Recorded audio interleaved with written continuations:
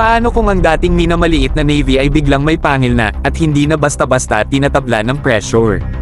Kasi ito mismo ang nangyayari ngayon sa Philippine Navy, at ramdam na ito sa buong West Philippine Sea.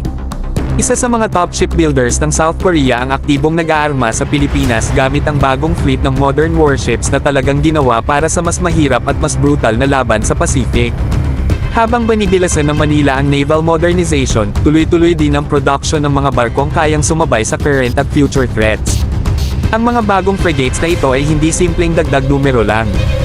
Isa itong major upgrade sa kakayahan ng Philippine Fleet. Sa harap ng tumitinding pressure ng China sa South China Sea, mas nagiging credible ang depensa ng bansa. Dati-rati, aminado kahit ang mga analysts na obsolete na ang karamihan ng assets ng Navy. Ngayon, unti-unti nang nagbabago ang kwento. Ayon kay Patrick Cronin ng Hudson Institute, ang Philippine Navy ay professional at lalong lumalakas. Dagdag pa niya, ang pagdaragdag ng 2 guided missile frigates sa isang maliit na fleet ay malaking bagay. Hindi na nag-iisa ang China sa arms competition sa South China Sea.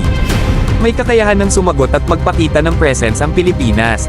Ang South Korean shipbuilder na HD Hyundai Heavy Industries ang nagtayo ng 2 HDF-3200 hybrid frigates para sa Pilipinas. Ang unang barko, ang BRP Miguel Malvar, ay nauna nang pumasok sa serbisyo. Sinundan ito ng ikalawang barko, ang BRP Diego Silang, na nakomisyon kamakailan lang, mahigit 6 na buwan natapos. Ang mga frigates na ito ay may modern sensors, guided missiles, at mas mahabang endurance sa dagat.